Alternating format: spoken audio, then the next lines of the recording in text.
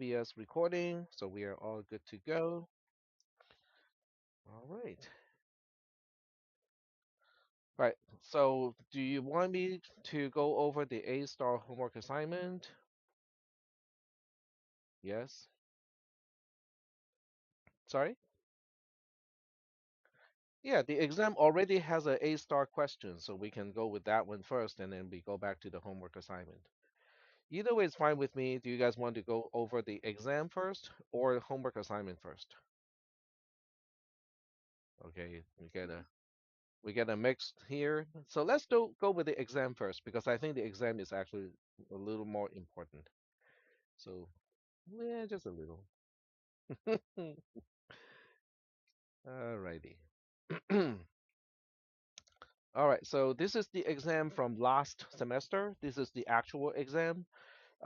This exam is going to be about the same, 2 hours.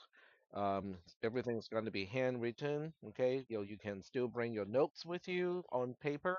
So any number of pages or books is okay as long as they are not electronic. You can bring a calculator to help you do some of the calculations. In fact, I recommend that you bring a calculator with you so that you can do all the combinatoric math stuff a little bit more easily. And we'll go ahead and start with question number one. So question number one is about potions and fatality of potions. So I'm going to read out the question and then we'll start to work on how to get this done. There are 10 potions. Okay, so I use randomized variable names so that people can refer to the variable names throughout the questions. So Z is the number of potions. There are 10 of those. W is the number of potions that are cursed. So 4 of the 10 potions are cursed. Fatality only occurs if and only if the cursed potions are consumed in one and only one specific order, but even if other potions are consumed in between. So that means, the 4 potions, as long as, okay, let's just say the cursed potions are A, B, C, D, okay, and then the non-cursed potions are 0 to 5, okay.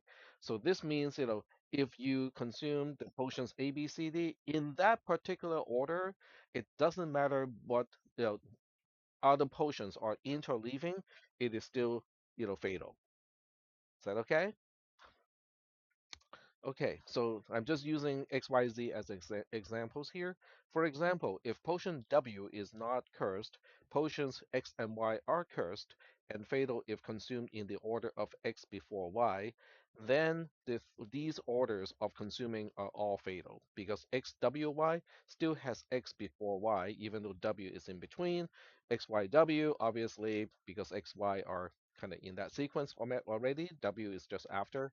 Don't ask me how someone can drink the W because they're already dead. So we'll just say that it is fatal, but just not immediately. You can consume all 10 potions and then you die. And then we have WXY, they're all fatal. So do we understand how the fatality works? Okay, all right. Question number one. If consuming all 10 potions repetitively, in a re, in a non-repetitively fashion is an experiment, what is the number of trials? Okay, so we are basically saying, let's forget about fatality. I don't care whether people die or not. Um, I know what it sounds like, but I'm talking about this in a very technical sense. So consuming all 10 potions in a non-repetitively fashion is an experiment, what is the number of trials? What do you think? And ordering is important. What is the answer to part one? I will use a little tool here to kind of jot down the answer.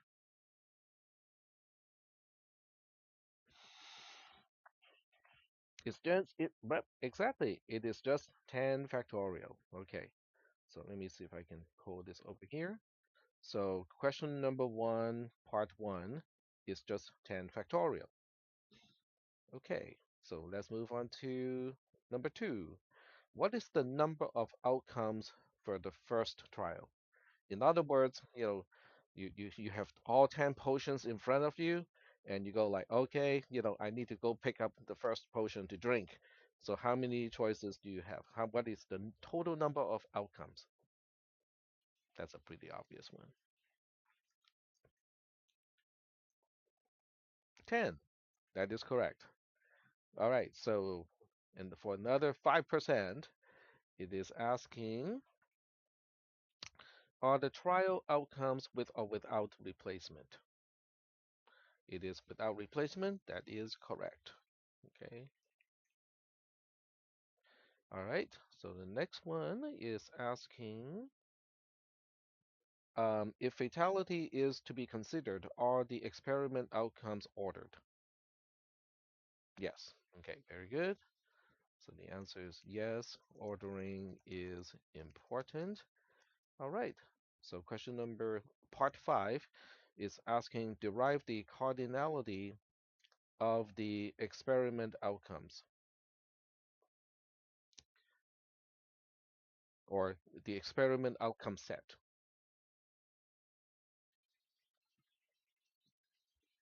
Oh, I take it back. Sorry. I take it back. There are 10 trials, not 10 factorial trials, because each trial is picking one of the remaining potions to consume it, and there are only 10 potions to begin with, so it is just 10 potion. I realized the mistake because part 5 is the one that is supposed to be 10 factorial. So part 5 is 10 factorial because it is asking what is the cardinality of the experiment outcome set. And because you have 10 potions to begin with, and you are choosing the ordering of how to drink all 10 potions, so that means you are looking at P, okay, number of permutations of 10 comma 10, and that turns out to be 10 factorial. Are we good so far? Okay, does everybody know why P of 1010 is 10 factorial? We are all good? If you don't, then you might want to revisit the definition of the number of permutations. Yes,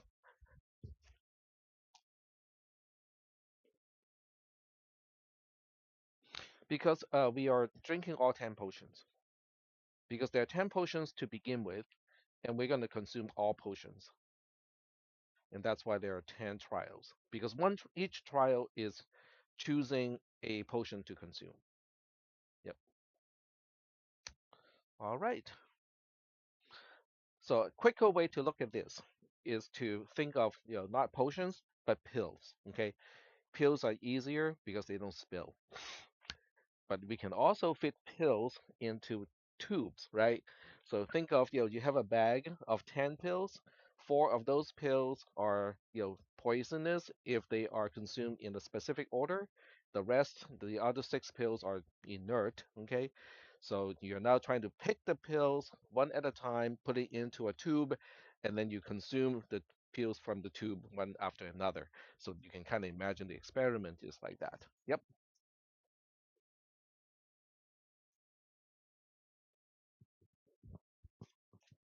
Part which again? Three and four. Um, are the trials outcomes with or without replacement? It is without replacement because you do not, once you consume a potion, you don't consume the same potion again.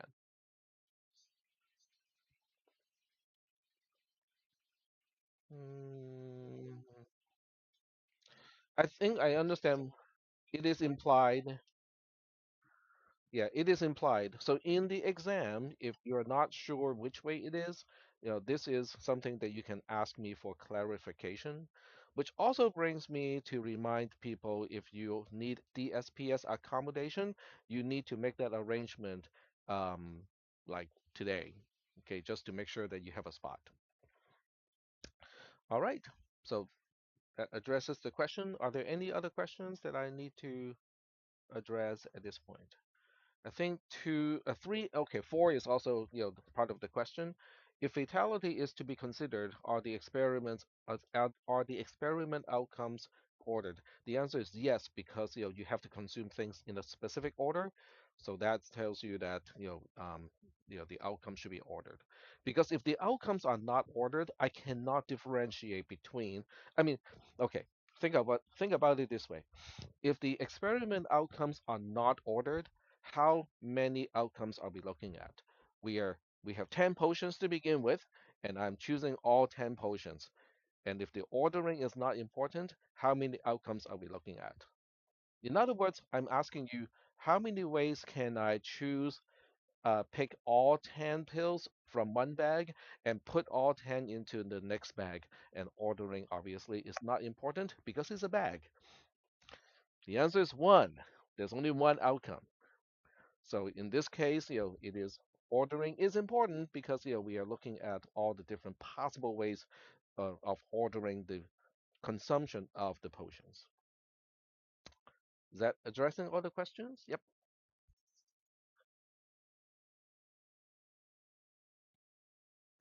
Yep. And the example use parentheses. And why do you think I chose to use parentheses here? Tuples. That's right. Because they're tuples. I'm not using braces here.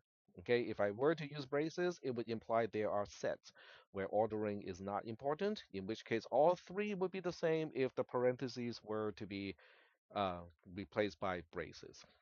Okay, so so questions 1 to 5 are really here to help set up the calculation. So here comes the difficult part. Let us number the potions from 0 to 9 just to so that it's easy, and designate the cursed potion as potion 0 to 3. So these are just IDs, okay? They are not ordering. They are really just the ID. We put an ID on each potion. Let the symbol x of I to be the zero-oriented sequence number of consuming potion I. So potion I would be potion 0, which is cursed, potion 6, which is not cursed, and so on. Okay, and then x of I is in what order? Okay, what is the sequence number of consuming that particular potion? Okay, so let me ask you, is that clear? Okay, what x of I is representing? Yep, I'll give you an example. In fact, there are examples here. The additional so there are constraints. For example, x3 equals to 1 means potion 3 is the second potion to be consumed. Is that helping? Okay, so just read the whole thing, including the example. A universal constraint is that for every I as an integer and I is less than z, which is 10 in this case, x of I has to be a natural number, and that also has to be less than 10. Okay, that's kind of natural because we only have 10 potions, so the order itself can only go from 0 to 9, as well as the ID can only go from 0 to 9. The additional constraint of vitality is, we just have, the W is representing the number of poisonous or cursed potions. So we are looking at, for every I that is a natural number and I is less than that number minus 1, x of I has to be less than x of I plus 1, which is specifying the ordering um, of the cursed potion. So the sequence number of consuming potion I has to be less than the sequence number of consuming potion I plus 1. Is that okay? It's basically a formula way in order to express the same thing in the paragraph. So are we still doing okay so far? Yes? No? Okay. Let's try an example because I want to make sure that you guys understand the notations. Okay, if I were to consume the potions in this particular way, 6, 0, and then we have 2, 7, 8, 3, 6. Okay, oh, can I have 6 again? Okay, I have to look at 0, 1. Oh, okay, I have to put something here. 9, 1, okay. 0, 1, 2, 3. We're missing 4. and 5. Okay, so 5 can go here, and 4 can go here. And, okay, so let me see. Let me count. There are 10 numbers. They're all unique, so we're good. All right, so we are looking at this as a sequence of consuming potions. So potion 6 was consumed first, potion 0 was consumed second, potion 9 was consumed third, and so on. The potions, potion 0 to potion 3 are the cursed ones, but the only fatal if potion 0 is consumed before potion 1 is consumed before potion 2, and potion 2 is consumed before potion 3. Okay, so this is a fatal sequence because we can see 0 is consumed before 1 is consumed before 2 is consumed before 3. So if we are to look at the x of I numbers, okay, so x of 0 in this case is the sequence number of consuming potion 0, so that would be 1. X of 1 is going to be 3. X of 2 is going to be 4. X of 3 is going to be, let's see, 0, 1, 2, 3, 4, 5, 6, 7, and so on. Is that okay? Is that making any sense?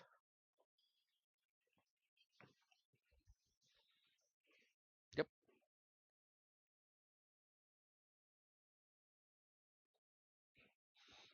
because X of 3 is asking in which step did I consume potion number 3? Step 0, 1, 2, 3, 4, 5, 6, 7. All right. Okay, so the terminology is important because I need to describe the problem that you need to solve and how and kind of a hint of how to solve it. Yes,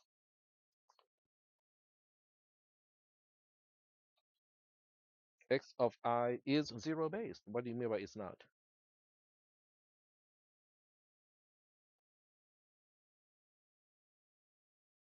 hmm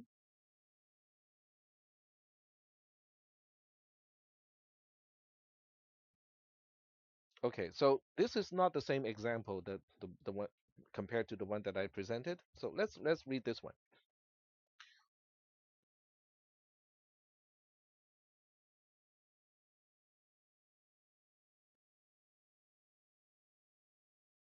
hmm Means potion 3, and that's the subscript, is the second potion to be consumed because the way we call first and second, first is 0, second is 1, and so on.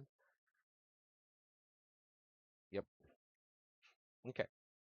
All right. So getting back to part 6, explain and derive the general formula using the variables introduced. Okay, that means all the variables in the questions here.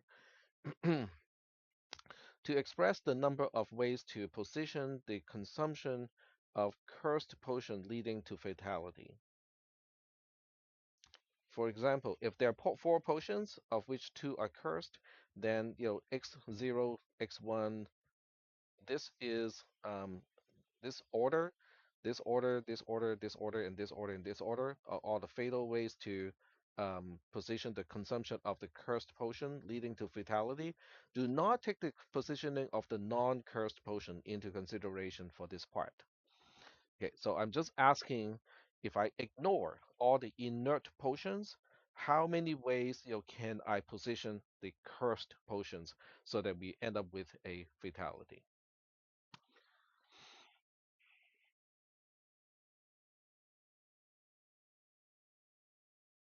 Okay, all right. So you look at this as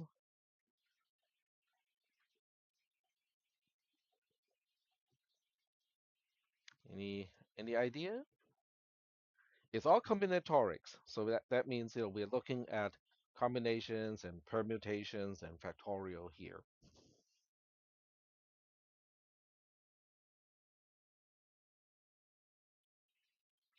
In the example here, you can see, potion 0 can start with 0. It can start with 1. It can also start with 2. Okay. But if it starts with 0, the second potion can only be 1 or 2 or 3 because those are the only remaining positions after 0. If potion 0 is to start with position 1, then you only have two choices left for the second potion. And if it starts with position 2, then you only have one position left for the second potion. So can we look at this and generalize, how we can work with the case when we have four different potions? Yep. Yes. So the fatal potions have to be consumed in a specific order. Yep. Mhm.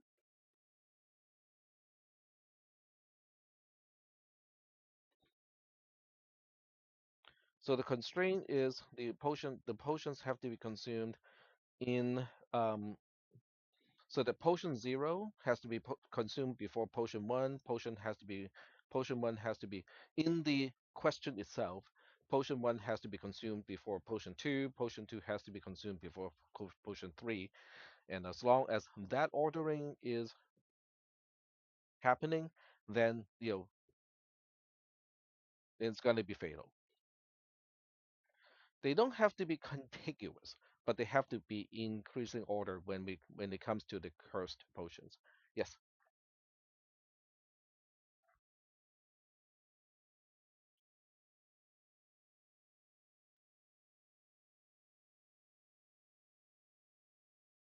Mm-hmm. Mm-hmm. Mm-hmm.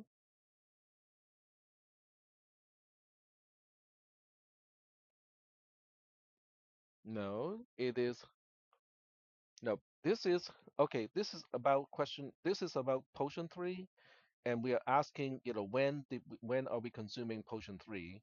And it is in zero oriented fashion. It would be 0, 1. So it's the second potion to be consumed.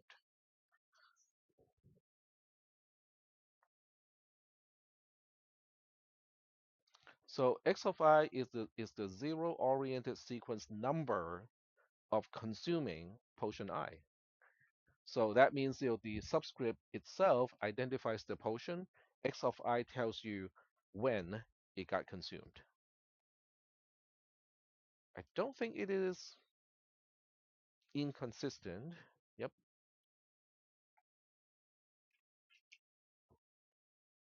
X of 3 is the fourth potion. Yes, because potion 3 is the fourth potion. Okay, when was the last time you referred to the first item as the zeroth item? We don't. But okay, let me present another example to not so much to justify, but to explain the terminology. Okay, so we'll use a separate thing. Okay, so let's just say this is array. Okay, this is an array, initialized array. Okay, here we go. We just have 6, 7, 12, 4, and 10. Okay, what is the value of the first element? Okay, we did not call that zeroth, right? Okay, point made.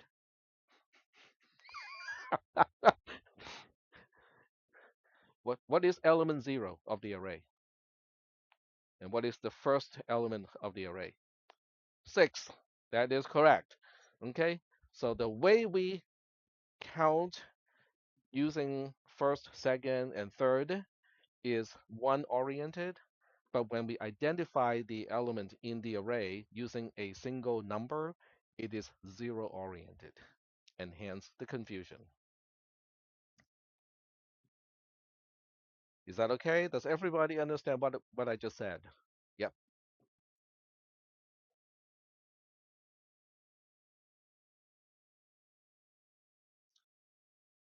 correct. So the I in x of I is identifies the potion.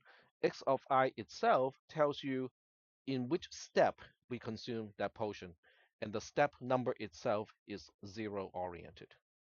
The potion ID is also 0 oriented. There's x sub 0. X sub 0, confusingly, would be the step number of consuming potion 0, which is the first. Yeah, potion 0. We just call it potion 0. Yeah. We are we doing okay so far with this part? Okay. I'm just doing something offline here. All right. So getting back to this question here.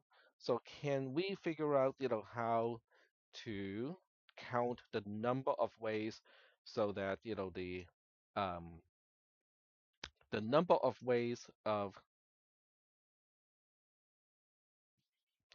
sequencing the consumption of the cursed potions without any regard of the other potions. They're just spacers, but we don't identify which non-cursed potion we are consuming. Yes,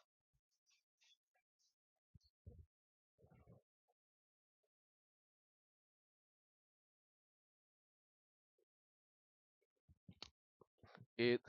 You mean in the example here? Okay, yes. So in this particular example, it means if you were to drink potion 0 first, then there are three ways or four ways to die. Let me see. One, two, three. Nope, three ways to die. And then if you consume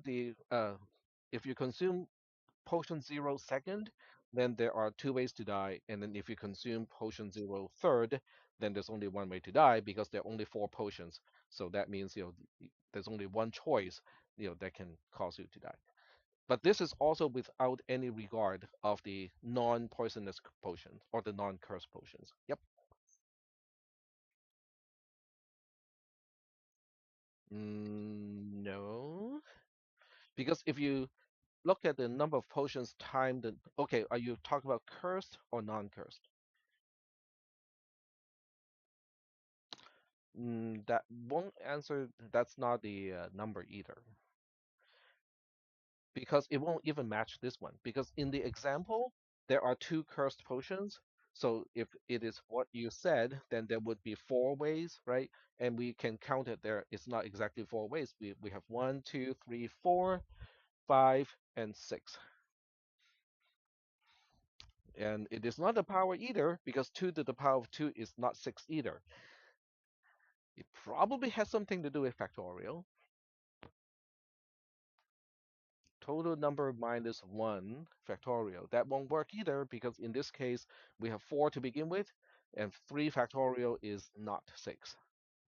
Oh, it is 6. Yep. Yep, it is. Okay, I'll let you guys think about it for a little bit. Hmm.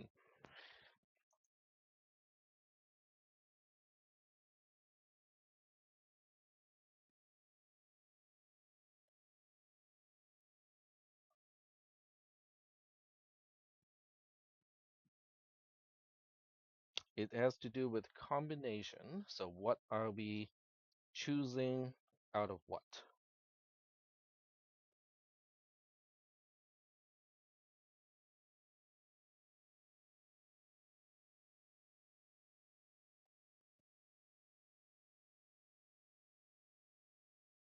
The example itself is trying to help you kind of narrow down, the number of ways they can do this, and knowing that we are looking at the number of combination.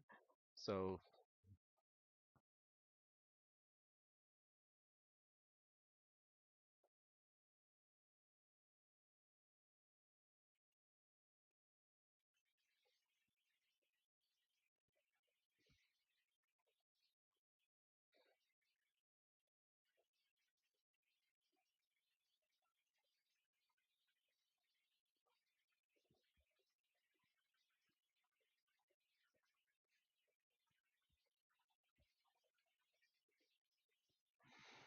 all right.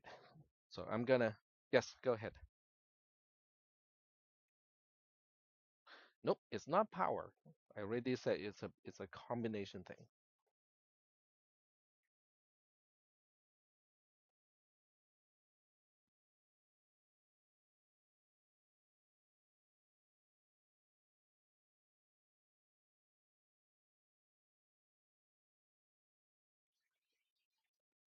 Yep.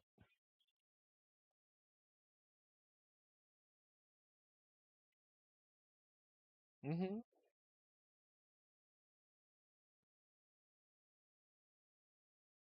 Yep. hmm Yep. So the question now is how many is what is the top number and of which how many will be? It is four choose two would work in the example, but in the question where we have 10 potions to begin with and four of those are cursed, what would be the answer to that question? Yep, go ahead. It's 10 choose four. That is correct. Okay, so the answer is 10 choose four. And but does that make sense to you? Okay. It's 10 choose 4. So there are several ways to look at why 10 choose 4 works. Okay. One way to look at it is to say, okay, we have a bag, right? And it has, the marbles number from 0 to 9. And we want to, get the um, 4 that are cursed, right, out of the bag. But we also want the ordering to be important. So now the question is, how many ways can you kind of pick it in order, where it is sequenced? hmm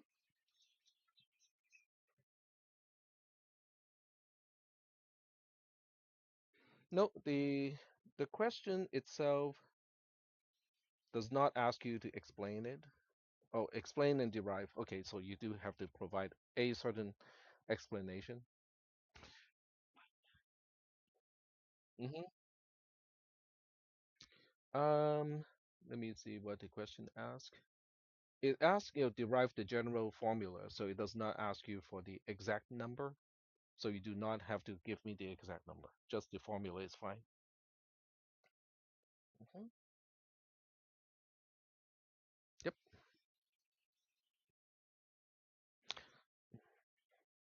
Yeah, you can use either one. You can either use the variables or you can, use the number. I think some people find it easier to use the number because you already in your head, okay, there are 10 potions to begin with, four are cursed, so you can use the number too.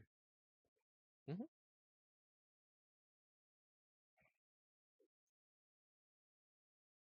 hmm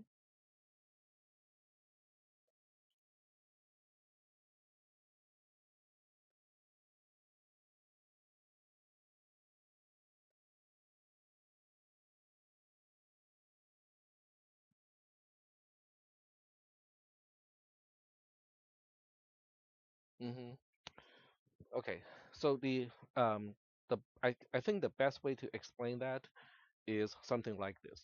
Okay, so focus on just the four potions. Okay, so you ignore all the non cursed potions and you focus on just the four potions. So now you have a bag of numbers from 0 to 9.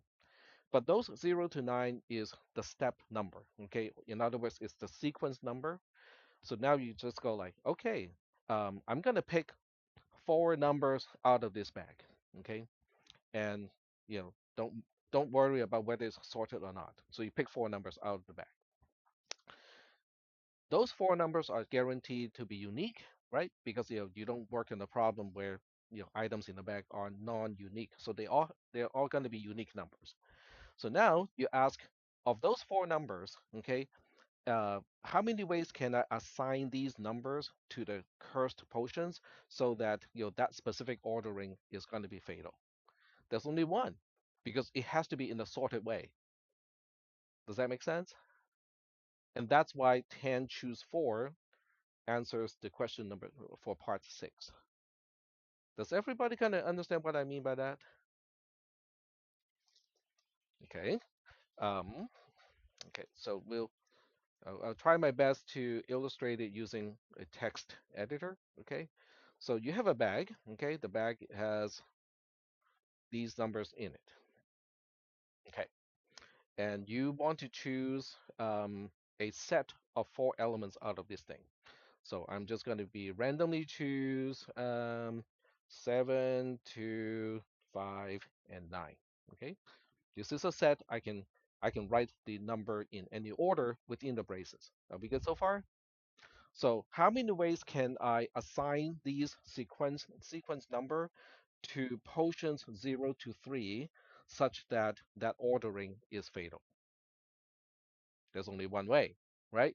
So that means the potion 0 has to be in step 2, potion 1 has to be in step 5, potion 2, potion 1 is step 5, potion 2 is step 7, and then potion 3 is the last one.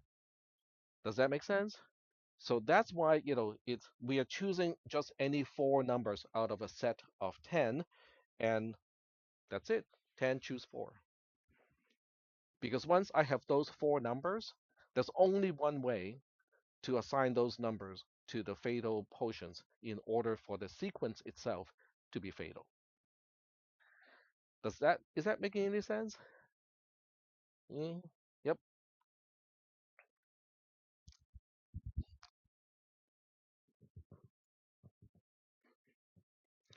Kind of the same way.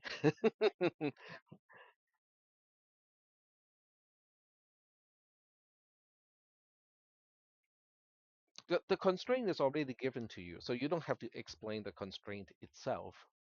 But you can mention the constraint, when you say, okay, once I have chosen four numbers out of the bag, there's only one way to assign those four numbers to the fatal potions, or to the cursed potion, because we need those four potions to be consumed in a specific sequence. Is that okay? Yep. 10, part one is not 10 factorial. I corrected it, it's 10. So there are 10 trials to the experiment because each trial is choosing one of the remaining potions to consume.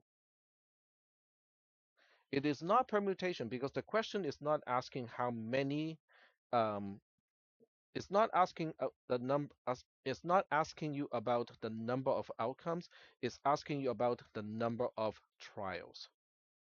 In other words, how many steps do we have in the experiment? The answer is there are 10 steps to the experiment because there are 10 potions to choose from, and you have to consume all 10 potions. Yep.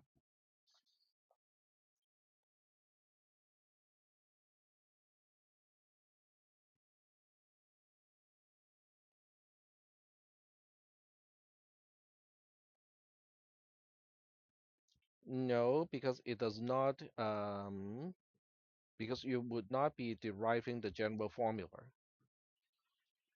You would not be deriving the general formula to express the number of ways to position the consumption of the cursed potions leading to fatality.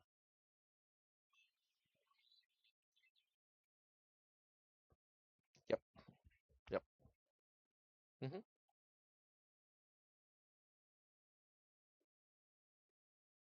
No, we're not choosing four random potions. We're choosing four numbers out of the sequence numbers.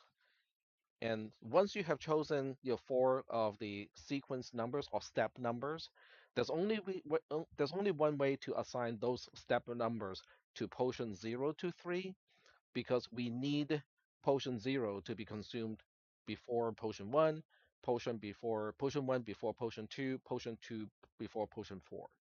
So if I get four numbers and they're unique, there's only one way to use those four numbers on the four cursed potions. Hmm? There's no way it does not contain the bad potion because I'm only concerned about the positioning of consumption of the cursed potions to begin with.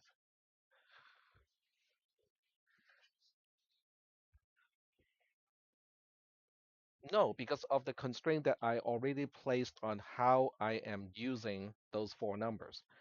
Okay, I know the person online cannot see this, but I'm going to draw a picture. Okay, so you have potions, okay? So I'm gonna use the black marker to indicate the potions that are fatal, cursed, and then use blue for the ones that are not cursed. Okay, so there are six blue ones and then four of the black ones. Okay, So when I said, pick four numbers from 0 to 9, okay, I'm only concerned about the sequencing of these four. So let's just say that, I'm once again, I'm describing what I'm drawing on the board. So this is potion 0, potion 1, potion 2, this is potion 3. The rest, I don't care at this point. Is that okay? So now I have a bag, okay? This is a bag, with numbers of 0, 1, 2, 3, 4, 5, 6, 7, 8, and 9. Okay. I I I drag four numbers out of this bag. Okay. And in the example, what did I choose? I chose 7, 2, 5, and 9. Okay. So now the question is, these are the steps that I need to assign to the consumption of potion 0 to potion 3. How many ways can I do this? There's only one way, because potion 0 has to be consumed out of these numbers that I have chosen. This has to be in step 2. This one has to be step 5. This one has to be step 7. This one has to be step 9. Does that make sense? Because the way the I'm only choosing the numbers to assign to the cursed potions. Ordering. Yeah, yeah.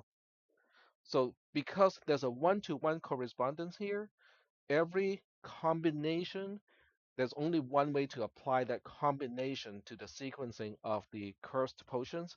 So there's a one-to-one correspondence, which also means the number of ways to choose the four numbers out of the bag that has 10 numbers would be the number of ways to sequence the fatal consumption of the cursed potions.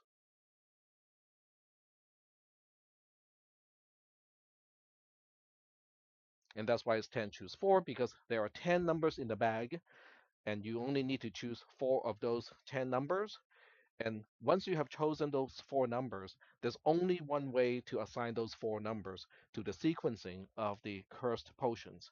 So that's why, 10 choose 4 would also answer the question of how many ways can you sequence the consumption of the cursed potions when the other potions are not important, are not taken into consideration in this case. Is that okay? Yep.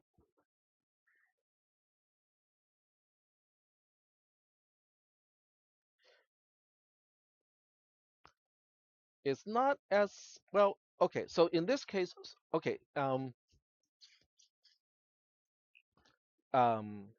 flipping coins, okay, binomial distribution, it's kind of like this too, right? Because we are flipping a coin, like let's say 5 times, and we want to count the number of ways that we end up with a head, like three heads out of five. So the way it translated into a combination problem is not exactly the same as this one, but is similar in a way, because we are basically looking at a bag, in this case, of five numbers from 0 to 4, right?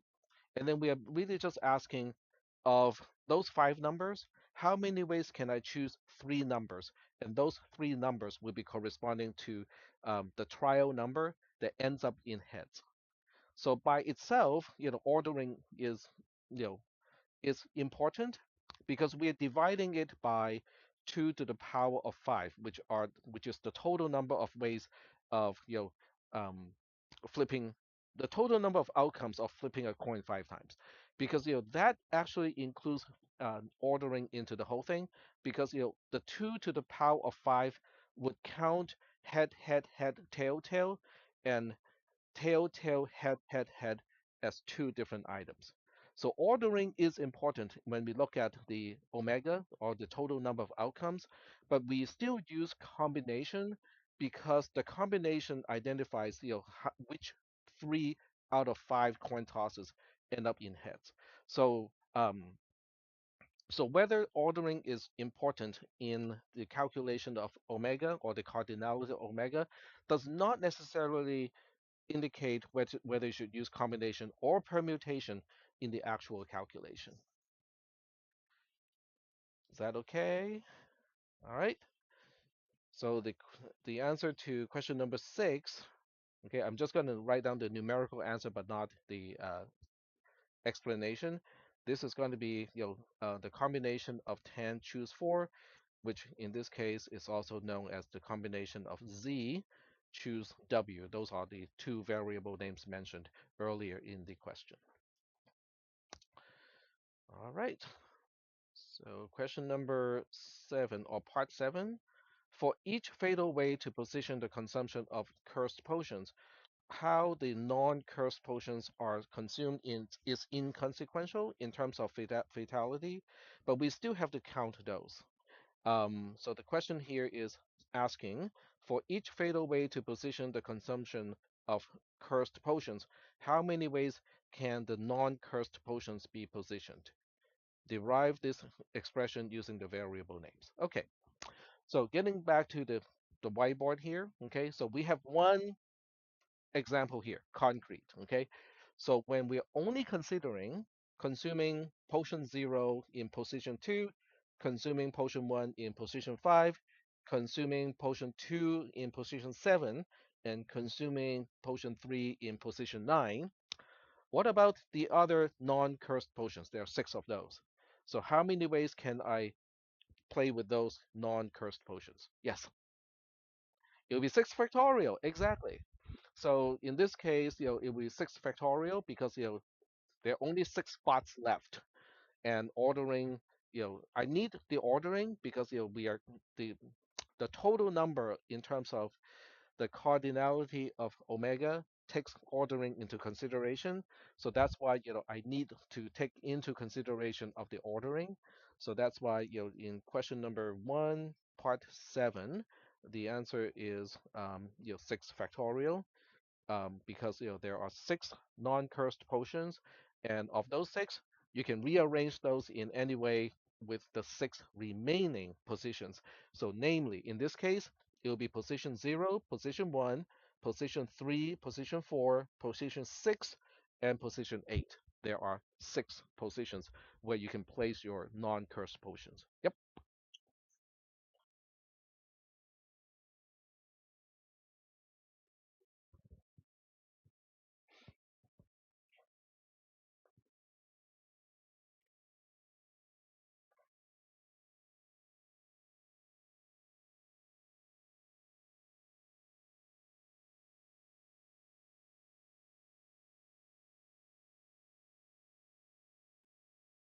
No, they are not really. So on the whiteboard here, so maybe later I can take a picture for the person who's online. So now, the blue ones are the non-curse potions, right? So they would number from 4, 5, 6, 7, 8, and 9, right? So one way out of 6 factorial to position the non-curse potion is, to go like, okay, we how many positions do we have left? We have 0, 1, 3, 6, and 8 left. I'm missing something here. 4. Okay. So we have these numbers left. But these, each one can take on any one of these numbers, right? So imagine that you have a bag, but in the bag, you only have 0, 1, 3, 4, 6, 8 left, right? And you're trying to pull those numbers and assign whatever you pull first to potion 4, then potion 5, potion 6, potion 7, potion 8, potion 9. So you're taking all the items out of the bag, but the sequencing of how you pull those items out of the bag is significant. So you're dealing with permutations in this case. So one example is just going like, okay, I'm just trying to be as random as possible. So 3, 0, 8, 1. Okay, what is left? It's hard for me to keep track. Okay, we'll put a 4 here and a 6 over here. So that's one way of assigning the positioning of the non-curse potion, but there are 6 factorial ways to do it. Is that okay? So what we are seeing on the whiteboard is going to be the actual sequencing of how things are consumed is I'm consuming potion 5 first, and then potion 7, and then potion 0, and then potion 4, and then potion 9, and then potion 1, and then potion 8, then potion 2, potion 6, and finally potion 3. So that's what the numbers on the whiteboard is representing. And I better take a picture before I forget.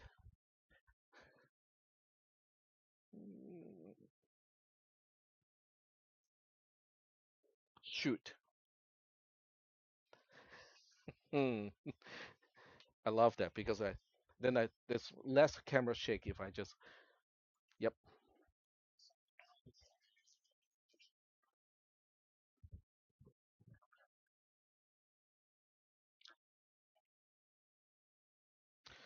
Anything uh, other than having potion 0 consumed before potion 1 before potion 2 before potion 3, and they are all conjunctioned.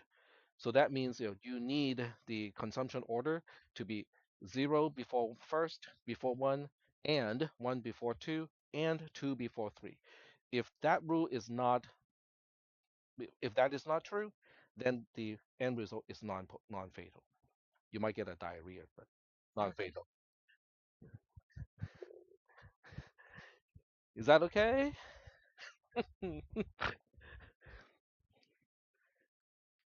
I think this question is a little bit more too complicated, in hindsight. But at the time, I go like, "Oh, this is a cool question to ask." It's including everything that we have learned in this class.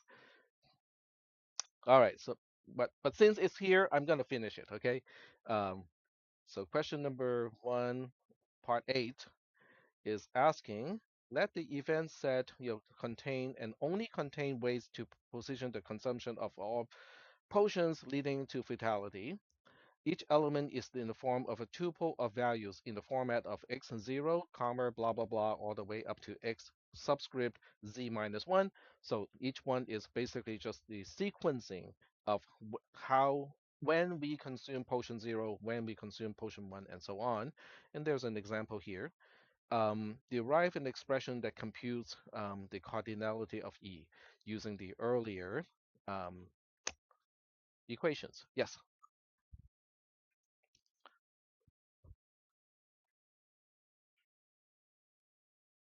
yes, it's for all of them.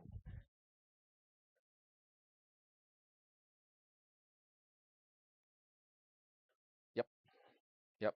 So this would be the combination of 10 choose 4 times 6 factorial. Because the combin 10 4, it, it's representing every way, the number of ways to assign sequence numbers to the fatal potions. And then 6 factorial is saying, okay, let's fill in the rest. Okay, what about the other positions? Well, the non-fatal positions can go in any order. That's where the 6 factorial comes in. So when you multiply these, then you have the total number of you know each each it's counting the number of things like this, in this particular example. And I'm pointing to the whiteboard. Yep. Is that okay? Yep. Um, what do you think? Well, let's work this out, okay? So the question is, isn't that the same thing as what? 10 factorial? It's definitely not 10 factorial. Um, so 10 combin 10 4, combin 10 4 can be translated into 10 factorial divided by 10 minus 4, which is a 6 factorial, times 4 factorial itself, right? So that's basically how combin works. So if you multiply this by 6 factorial, you get 10 factorial divided by 4 factorial, and that also has a name because that is permutation. So that's basically the permutation of 10 choose. 10 choose how many? Nope, 6. Okay, so if you're having, okay, outside of the context of this question, If you are having some difficulty understanding how the equality of line 11 works, that means you need to study the definitions of combination versus permutation because those are all definition stuff in the material. Is that okay? Yep. Question? Oh, okay. I thought you had a question. That's okay. All right. So, but you do not have to go the extra step, okay? If you can express this answer, that's good enough. Okay, so you don't have to simplify this answer all the way to, oh, it's the same thing as the permutation of 10 choose 6. You don't have to do that. Okay, all right. So we are almost done here. Q1.9. What is give me the expression or the formula that expresses the chances of dying because of drinking other potions in some random order. So we already have all the ingredients here because we have Q1.5 is the cardinality of omega or the cardinality of all the possible outcomes. Q1.8 is telling you, the size or the cardinality of the event set, which are all the events that are interested in, which unfortunately in this case would be the number of ways to die. But the answer here is the probability is really just combin 10(4) times 6 factorial divided by 10 factorial. But the question never asks you to give me a concrete number. So if you give me just the expression, it's all good. All right. So that's question number one. And yes, I do admit it is a little bit complicated just to express what it is asking.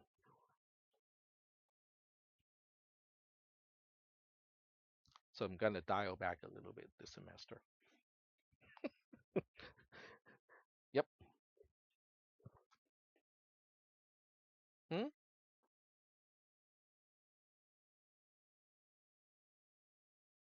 Mm,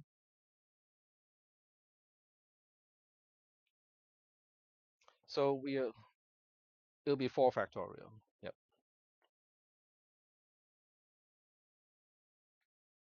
Well, it's not going to be 4 factorial. It is going to, because 4 factorial is more than 1. You cannot have a probability exceeding 1.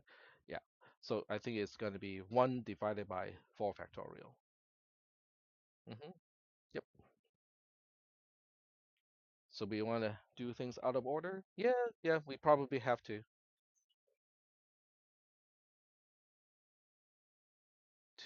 Well, okay, well, let's do 3 first. Did you say 3 or 4? 3? Okay. Yeah. So Dijkstra and A star are the other two. All right. Question number 3 is, oh, I like this one too. An orange orchard decides to go direct to sell directly to the public. Each bag has 12 oranges. The orchard wants to make sure the chances of each bag containing at least one unfit orange to be no more than 0.025. Okay. In other words, we want to make sure that customers do not get too pissed off because having a bad orange in the bag is bad, but if that probability is exceeding this number, then you know we cannot continue the business. All right. So part one says if filling oranges from the orchard into a bag is an experiment, what is the number of trials? That's an easy one. 12, exactly, because we have 12 oranges in the bag. Each trial is basically going to go to the big old basket, from the orchard and go like, okay, pick one orange, stick into the bag. That's one trial, and we have to do it 12 times. Okay. And then part two is asking for the purposes of the calculation of the chances of each bag containing at least one unfit, okay, for one reason or another, orange. What is the number of outcomes of the first trial? There are 12. Okay, so basically, you start with, wait, hold on a second. For the purposes of the calculation, yes, so there are 12 oranges in the first trial. Is this experiment with or without replacement? So we do not really care about whether the bad orange is the first one in the bag or the one at the bottom of the bag. We just need to know the membership, right, is at least one member of the oranges a bad orange. So we are looking at something where ordering is not important. Um, it is definitely. Oh, am I answering the right question? Oh, we are. Am I working on part three? Okay. So part three is without replacement because you don't put an orange back into the bag when you're going through the calculation. Part two is 12.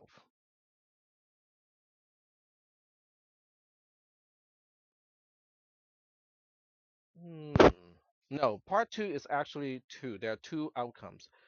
There are two possible outcomes. It's either a good orange or a bad orange. So it's two for part two. I take it back. Yep. So it's two.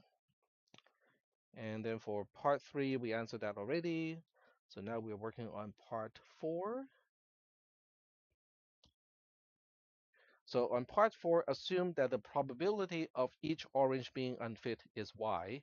Formulate an equation that computes the chances of a bag containing at least one unfit orange.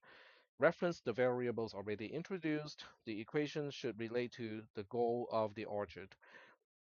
The answer to this question should be an equation that has one variable on one side and uh, an expression on the other side. There should be only one unknown variable.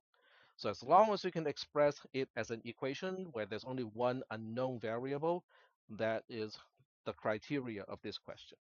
All right. So what kind of probability are we looking at here? Are we looking at a lotto problem, a combinatorial problem, or are we looking at a coin flip problem? Is a coin flip problem. That is correct. Okay.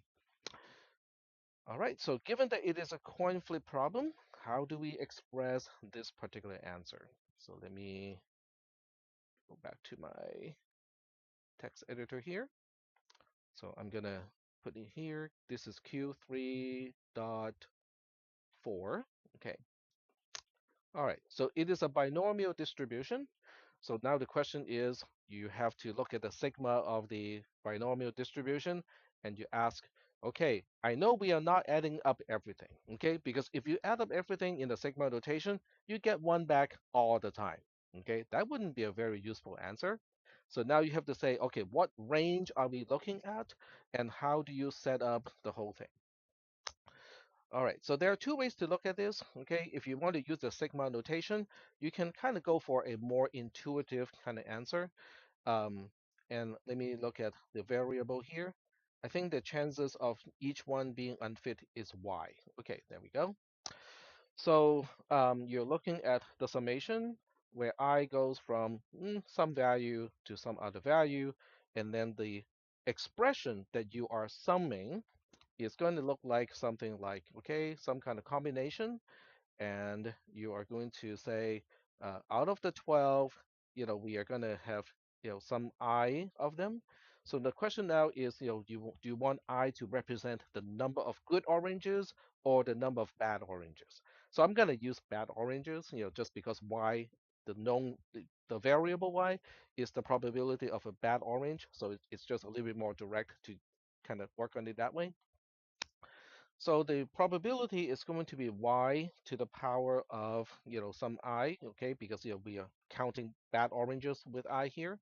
And then, but you have to also remember to multiply with I minus, 1 minus y to the power of um, 12 minus I, because those would be representing the chances, combined chances of the rest of the bag are good oranges. So you have to multiply, you have to remember to do this. I know this looks a little bit foreign because we usually use an equation. Everything looks kind of neat and tidy. And once I convert it into a text file format, it just looks a little bit nasty.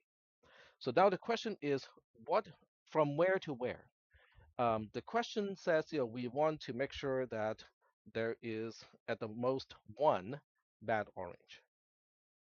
So, so the number of bad oranges would be going from 0 to at the most 1. So that would be the formula that you need to set up. And we also want to relate this to the goal of the orchard, which means we need this side to be a constant that was mentioned earlier, which is 0.025, because we want the chances of, wait, we want, okay, so we have to flip that because that's the chances of um, containing one or more bad oranges, and this is calculating the chances of having 0 or 1. So we have to remember to subtract that number by from 1, so that we are now setting up the constant on the left-hand side correctly, and also working on the specifying the formula on the right-hand side correctly. All right. So do we have any questions about this one? Yep.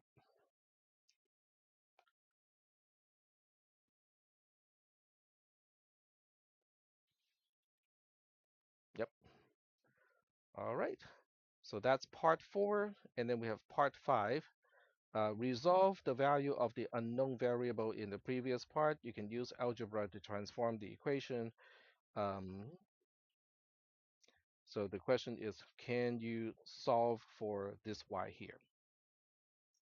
And because it only ranges from 0 to 1, you can actually solve for it. Actually, I take it back. You cannot easily solve for it.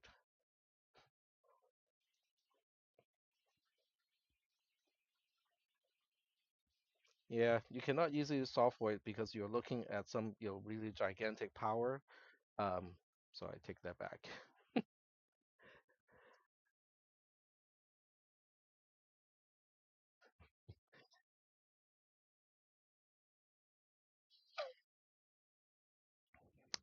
Yep. But that's also why, the 90 percentile becomes the new 100%. So things always get normalized, assuming people spend equal, they time themselves. Okay, so I'm gonna say this first before we run out of time. So the way to approach the final exam is to allocate time so that you have enough time to answer every single question. So let's say, so we have 2 hours, and let's say there are exactly 4 questions, which is very likely. So that means on the average, you need to spend up to what, half an hour per question. So you want to time yourself, okay? So let's say you're working on one particular problem and it's really, really hard, okay? After half an hour, yeah, you only got a little bit of headway. Move on to the next question, okay? Because this way you at least get a chance on every single question. If you have time left, go back and finish the ones that you were partially done with, but don't spend like more than 30 minutes on one single question because there might be other questions that are easier. But if you spend too much time on one question, then you may not even have a chance or opportunity to deal with the easier question. But even before this, what you need to do is to rank the questions in terms of how quickly you can answer that question. Okay, we know for sure there's one question on Dijkstra's algorithm, one on A star, and two on probabilities. Okay. Now, how people rank the easiness of the questions is very individual and subjective. Okay. But whatever you do, rank them first. If question number 3 turns out to be the easiest one for you, answer that one first. Yep.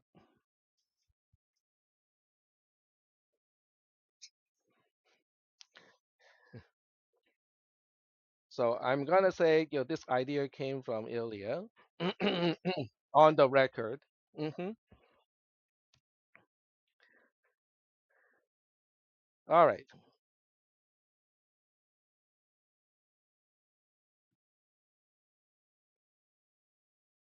And somebody, in the class will go like, okay, you guys go do that, but I'm gonna try all 4 because I'm transferring to Berkeley. Hmm?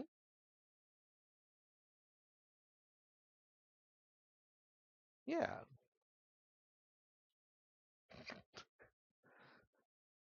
Yes. Question? Okay. Okay. That's okay. Number 6, part 6. Yes, go ahead.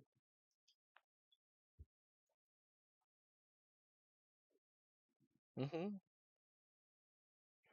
Probably so. The probability ones are easier for ChatGPT to kind of generate the question. Dijkstra's and A star, I don't think it can generate questions the same way that I do because I instead of asking you to do a forward trace, I can give you a trace and ask you what does the graph look like to begin with, or I can give you a graph that is missing all the distance values or is missing all the heuristic value, but I give you a trace. So now you have to figure out, okay, what distance values will end up with a trace like this? Yep, go ahead. Okay, so part six. Okay, we have enough time to finish this one. A study shows that customer loyalty is maintained with up to two unfit oranges in a bag. Assuming all customers behave this way, what are the chances of losing customer loyalty after the sale of one bag of orange? Formulate the expression and compute the value. Reference variables from earlier parts as necessary. So it's going to be the same or very similar to this particular one. The only question is, what are you going to sum over? Basically, it's the rest. Um, mm, okay, so let me read the question again. What is asking? It is asking what are the chances of losing customer loyalty? And the way to lose customer loyalty is customers are okay, with up to two unfit oranges. So that means from three on. So that means, we are looking at, 3 to 12. So basically, the last part is it part six? Yep. So part six is essentially the same. It's binomial distribution, right? I mean, there are only so many ways you can use binomial distribution. So you just kind of do this, except you're looking at least three bad oranges to the really unfortunate case of the entire bag is bad.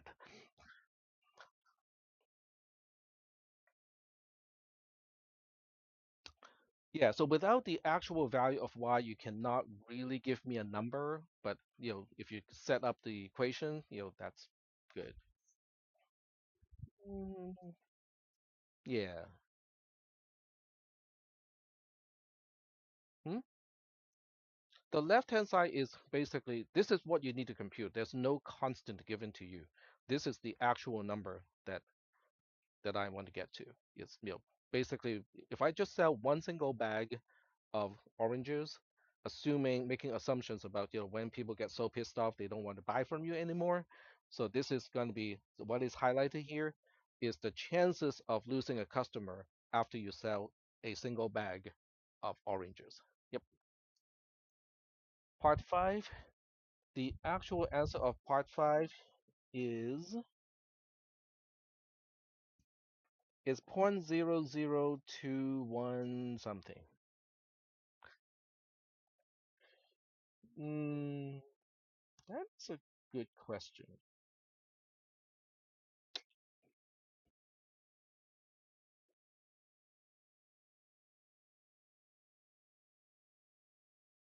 Okay, so you are solving for, okay, so the first case is not a problem. When I equals to zero, it's not, well, let me see. Did I get that part wrong? Okay, let me revisit that part because I might have gotten it wrong. Okay, all right, assume the probability of each orange being unfit is y. Formulate an equation that computes the chances of a bag containing at least one. Oh, okay, I got it wrong, actually. I take it back. It says at least one, so that means you are looking at um, one minus oops, okay, not here. So we are looking at one minus this whole thing, and we are basically looking at that because this is representing having no bad oranges at all. And if you subtract this from one, that means you're now looking at the chances of at least one bad orange, which was what the question was asking. So I misread the question myself. So now this actually gets a lot easier to compute because what you end up with here is zero point 0, what is it, 975 has to equal to um, 1 minus y to the power of 12, which means if you know what is, you just make up a new variable. Let's call that z is already used. We'll just say x. Is x used in this case? No. We'll just say k, okay? So if you can figure out what k is, where k to the power of 12 is 0.975, then you already know what is 1 minus y. And if you know what is 1 minus y, can you figure out what y is? So I take it back. This is actually computable. Don't feel sorry for the students from the previous semester. Okay, so logarithmic, very good. Thank you. Your calculator has one button dedicated to do just that. Okay, you type in 0.975, and then you click the button uh, that is x to the power of 1 divided by y or something like that, and then you type 12 and press the enter key, and there you get the answer. But that's not the actual answer because that would give you k, and then once you have k, 1 minus y equals to k, so that means y is 1 minus k, and then that would be the actual answer. So it is actually resolvable. Hmm? No, cannot be k minus 1. Because k can be up to 1, but it usually is less than 1, so k minus 1 is going to be negative. You cannot have a negative probability. Yep. All right. So are we good so far? I can still record the answer to the homework assignment and kind of publish that too if okay, I can see nods. Okay, fine. We'll do it. Question?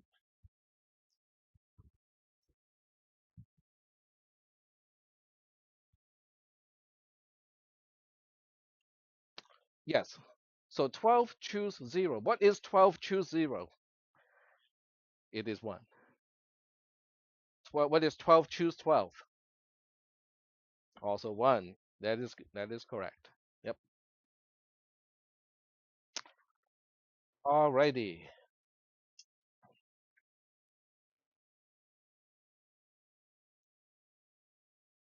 I still have office hours, according to the syllabus. So, if you need to talk to me to clarify anything, just kind of come to my office hour or send me an email if you cannot make it to the office hour.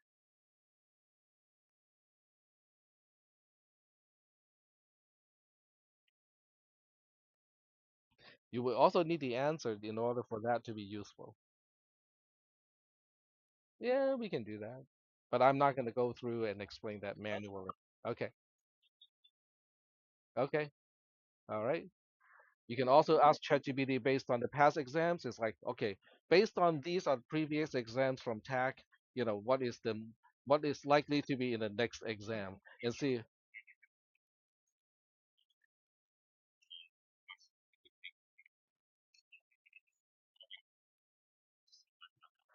of course, because it actually does not have the ability to extrapolate. Yep. Alrighty.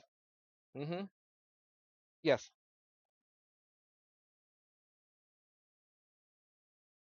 Mm-hmm.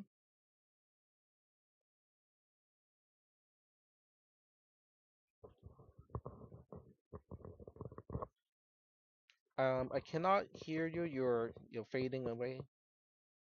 Can you repeat that question? Yes.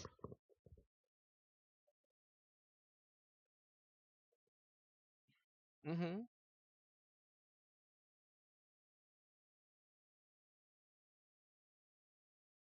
Oh, that one is not. I think that one has not transitioned to GitHub yet, so there's no markdown equivalence for that one. Yeah, HTML should still work. Yep. All right. So questions?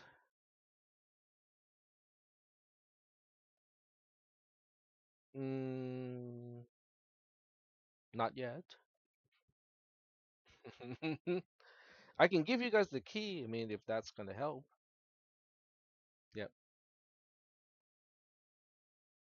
So tomorrow is from 2 to 3. It's in the syllabus. Read the syllabus.